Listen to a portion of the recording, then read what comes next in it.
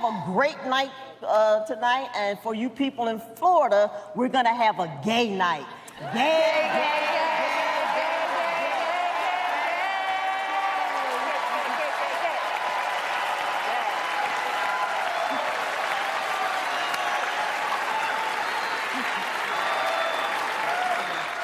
Wow, I did hear that there was an assault last night at the Oscars, but this is far worse than I thought. I can't believe humanity was subjected to such horrors. Welcome back, beautiful and amazing human beings. This is Luke Radowski here of WeAreChange.org. Lots of crazy news to get into, as of course crypto is skyrocketing. The financial situation is getting crazier by the day, all as our current president can't even remember what he said. This as there's a new, very serious allegation of a human rights violation that you won't guess who committed, and we're going to be talking about that, plus all the latest information of what everyone is talking about. But in all seriousness, it wasn't just these women that committed an audio and visual assault on the American people. It was also Ivanka Trump with this message. Okay, in all seriousness, there was a physical altercation between Will Smith and comedian Chris Rock after, of course, Chris Rock made a joke saying that Will Smith's wife, Jada Pinkett Smith, looked like she was going to be starring in G.I. Jane 2. Will Smith got up and then slapped Chris Rock. And even though this is a celebrity topic that we don't really like to discuss here on this platform, the memes are absolutely spectacular and definitely deserved to be talked about. I decided to even make one myself.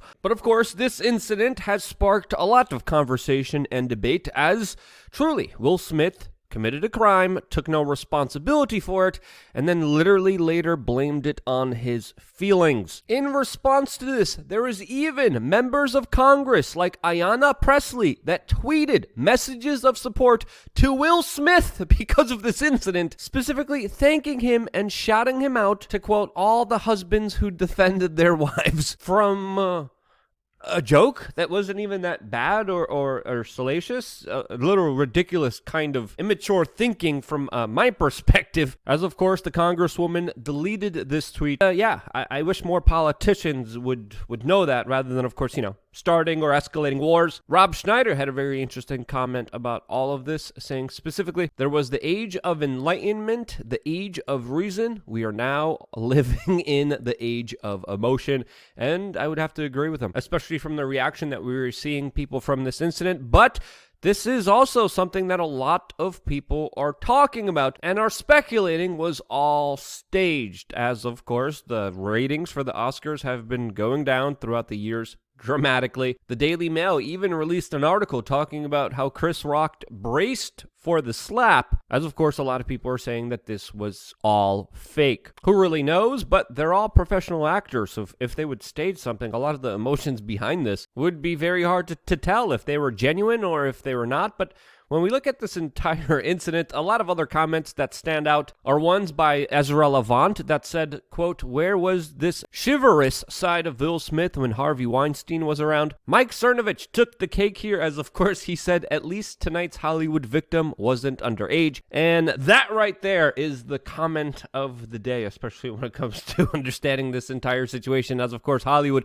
has a major corruption problem. The Oscars, by the way, sponsored by Pfizer. Oh gee, what a surprise there. And before I get myself more in trouble on this platform, I'm going to continue that conversation specifically on LukeUncensored.com before the World Economic Forum comes for me and tries to clean up the information pollution that they call, which is literally calling them out for all the horrible things that they're doing and planning on doing to you. Yep, lots of lunacy, lots of insanity out there. We're going to be breaking it all down on LukeUncensored.com, our very own platform where we get to say and do whatever we want. 50 cents a day not only helps and support and grows this independent media outlet, but you get 3 masterclasses, new merchandise only available at cost to members. We just released another shirt only available for members. This is our little group. We're going to have a forum. We're going to have discussions. This is our secret society. Join it right now before the price goes up, specifically on LukeUncensored.com. Hope to see you there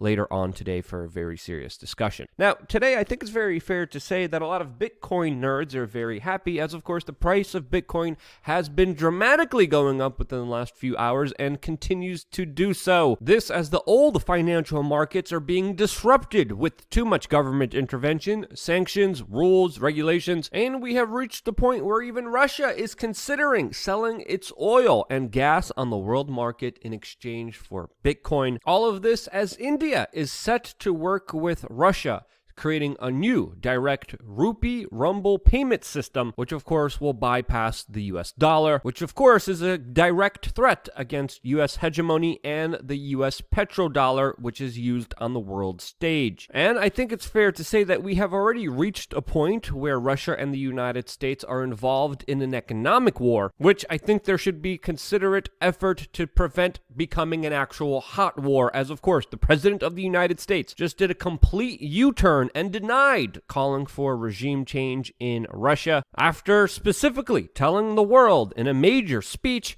that Putin is a butcher that cannot remain in power. This was a statement that, of course, we talked about in yesterday's video that the White House and State Department had to walk back, as some people have deemed it an off-scripted moment for the president. Some people have said it was a deliberate escalation. Who knows what's happening inside of the White House, as today Biden is denying calling for regime change, and with mixed messaging coming from the White House. This is one reason that there are new poll numbers showing that the majority of American people are giving the president a dire approval rating with his handling of the situation, as an Associated Press poll shows that 85% of Americans fear that the United States will be drawn into this conflict with Russia. And I have to say, with leaders like this involved, anything is possible, especially with their cognitive decline. All of this as we have detailed the significant saber-rattling escalations, troop movements within the last few days. This as the President of the United States has a new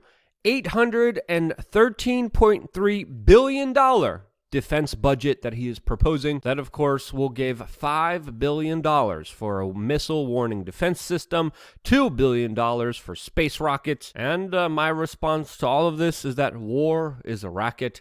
And we're in a situation that's very drastic, that's very crazy. One that poor people are paying the ultimate price for, while rich people only use it to get richer and more powerful. This as Biden also plans to rise the corporate tax rate from 21% to 28%, increasing the budget of the IRS to track down and go after more poor people, $682 million for Ukraine, and $3.3 billion to support, of course, the larger scam that is clean energy. Oh, and also $150 million for lawyers to represent migrants crossing the border into the United States, which the Biden administration opened the door for. And also, very interestingly, Biden is also asking Congress for $32 billion to fund, guess this, the police. Yes, Joe Biden wants to officially refund the police, invest more into security, and spend an estimated $5.8 trillion for the total budget of 2023.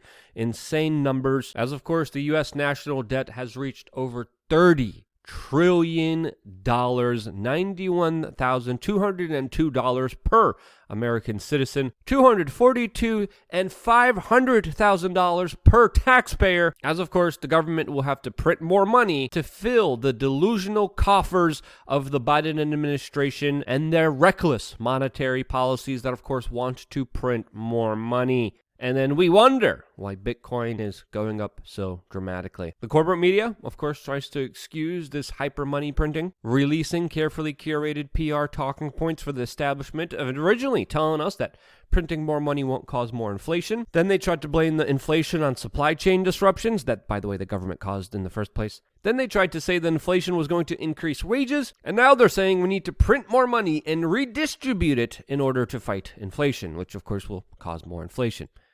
That, of course, is the corporate media. We have an opposite message here, and that is start talking to your grandma and learn to prepare. Learn to garden. Learn to jar and can your own food in order to preserve them. As, of course, the financial situation that we're in, there's no going back from. We are in a huge mess. Yes, the situation in Ukraine exacerbates it, makes it worse, but guess what? What made the situation was a long, deliberate plan that was being made right in front of you, and every step of the way is being pushed against you, while, of course, the corporate media tells you how it's helping you. It's not. It's going to screw you over. It's going to rob you of your wealth. It's going to rob your children of their future. And the only way to get out of this is to prepare and be smart. We're going to be talking about that as well as all the things we can't talk about on lukeuncensored.com. Crazy videos coming out of Ukraine.